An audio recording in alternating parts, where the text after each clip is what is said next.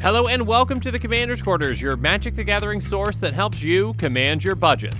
This show and episodes like this one are possible thanks to viewers like you. If you're looking for an easy way to help support this show, make sure that you like, share, and subscribe. Also, hit that bell notification icon so you don't miss any new episodes. You can also go check out our playmats and other merchandise at thecommandersquarters.com. Another easy way to support this show is with our TCG Player affiliate links. So whether you're buying a deck or individual cards, you can use this general link right here or one in the description. And the final way that you can support this show is by supporting us directly by becoming a patron. There are many benefits to being a patron, and I truly couldn't do this without all their support. Hey everyone, Mitch coming in for the Commander's Quarters studio. Welcome to the show. So, today let's talk about tribal decks. Tribal decks are some of the most popular decks in Commander, and some tribes have a ton of commanders to pick from for those decks, and, well, some don't have any. There are certain tribes that are fan favorites out there that don't have a legendary creature to build a deck around. Now, Wizards is busy making a ton of products and doing a lot of other things, so Wizards, don't worry about it. I'm going to handle a few for you. So the first commanderless tribe that I think definitely needs a commander is Squirrels. Squirrels are cute, cuddly, and absolutely vicious. Famously, if you've got 15 of them and they've got flying, you can take down the biggest threat in the Magic multiverse. So good luck trying to convince me that they're not a tribe that's to be reckoned with. Anyway, some great Squirrel cards that are currently out there are Squirrel Nest, Deep Forest Hermit, and Squirrel Mob. Squirrel Nest allows one of your lands to tap and make a 1/1 green squirrel creature token. So if you've got some ways to untap that land, you've got more than one squirrel each turn. And then Deep Forest Hermit has Vanishing 3, and when she enters the battlefield, you create 4 1/1 green squirrel creature tokens. On top of that, she makes your squirrels even deadlier by giving all squirrels you control +1/+1. Next up, there's Squirrel Mob, which is going to get +1/+1 for each other squirrel in play. And the flavor text on that one really illustrates the power of the squirrel. It says, an army of squirrels is still an army. So with squirrels, there technically is a legendary squirrel, but it's silver bordered. A Cornelia Fashionable Filcher is a 3/3 squirrel. She has, whenever you cast a spell with a squirrel in its art, you get an acorn counter. And whenever a squirrel you control enters the battlefield or dies, you get an acorn counter. By paying 2 and a black and paying X acorn counters, target creature gets -X/-X until end of turn. And by paying a green and paying X acorns, target creature gets +X/+X until end of turn. Now this is a very unique design, but I still think that we need something that can show up in an actual non-silver bordered set. And I also want to mention that Earl the Squirrel, while it's not legendary, is a fantastic squirrel from an unset. It has Squirrel Link, because that's a thing, and says damage dealt by this creature also causes you to create that many 1/1 green squirrel creature tokens. Creature tokens you control are squirrels in addition to its other creature types, and other squirrels you control get +1/+1. Now, I definitely took some inspiration for this fantastically named squirrel for mine. So, say hello to Squeaky Squirrel Revolutionary. Squeaky is a 1/1 squirrel that costs a green.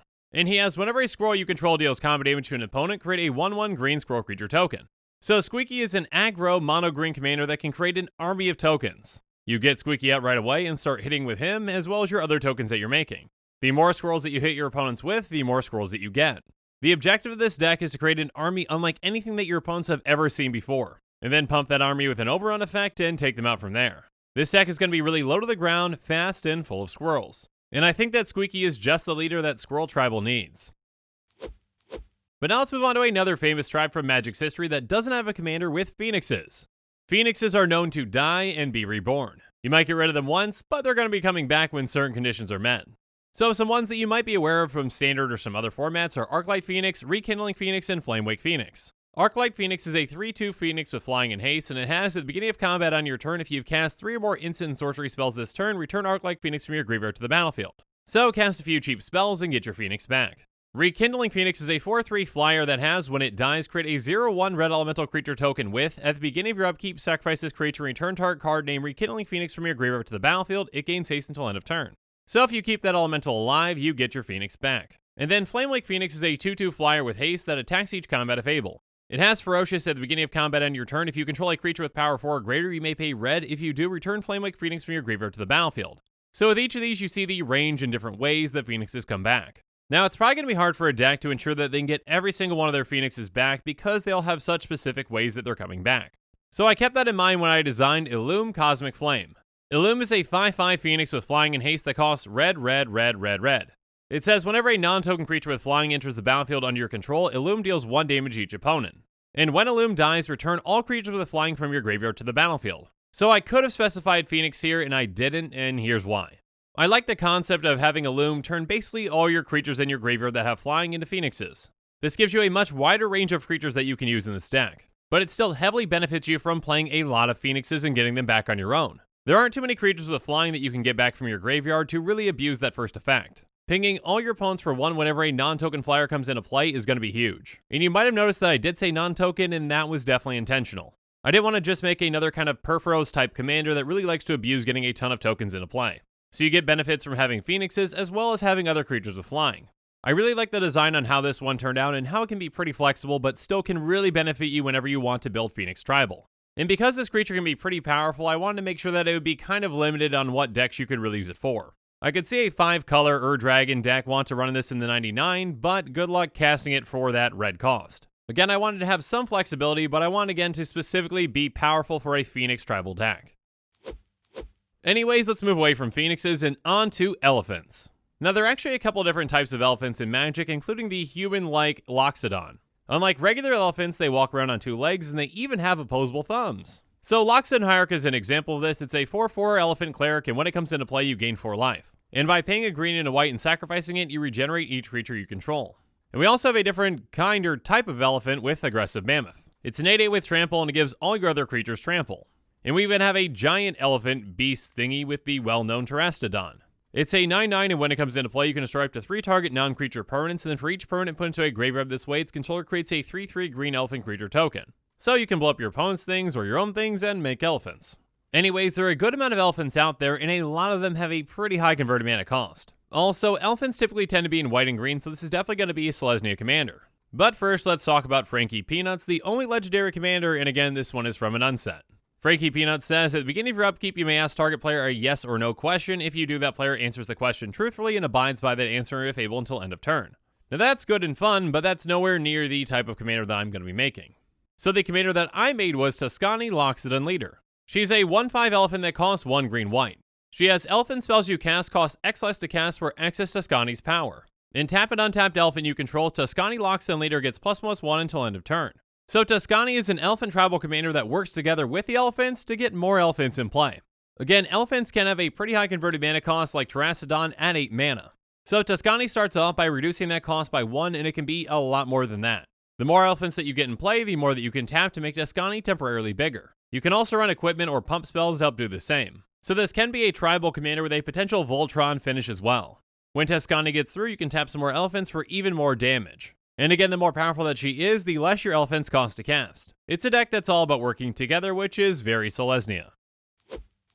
But next up, let's move on to a somewhat forgotten about tribe with Kambu. Now, in case you haven't heard of Kambu before and might be wondering what there are, don't worry, I've got you covered. Or at least the MTG Wiki does. It says that Kambu is mainly a red and green creature type used for cards that depict carnivorous mutant reptiles with long, low heads, square jaws, and 4 to 6 legs.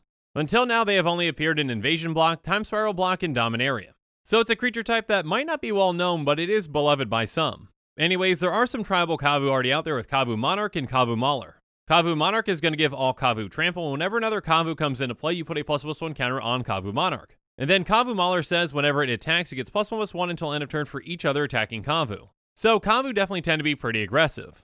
And this can also be seen on Kambu Predator, a 2/2 with trample, and it says whenever an opponent gains life, put that many +1/+1 counters on Kambu Predator. That many is the key part to this, and this thing can get huge against the right decks. So red, green, and aggressively attacking is where I thought to take the commander for these. So the commander that I built was Azrax Kambu Alpha. Azrax is a 4/4 Kambu that costs 2 red, green, and it has Riot. Riot means that this creature enters the battlefield with your choice of a +1/+1 counter on it or haste. On top of that, it also gives other Kambu you control Riot. So when they come into play, you're going to get that same decision. And then it says whenever a Kambu you control attacks, Azrax Kambu Alpha deals 1 damage to the player or planeswalker it's attacking. So if you want to make your Kambu bigger when they come into play, you can, or you can just allow them to attack right away.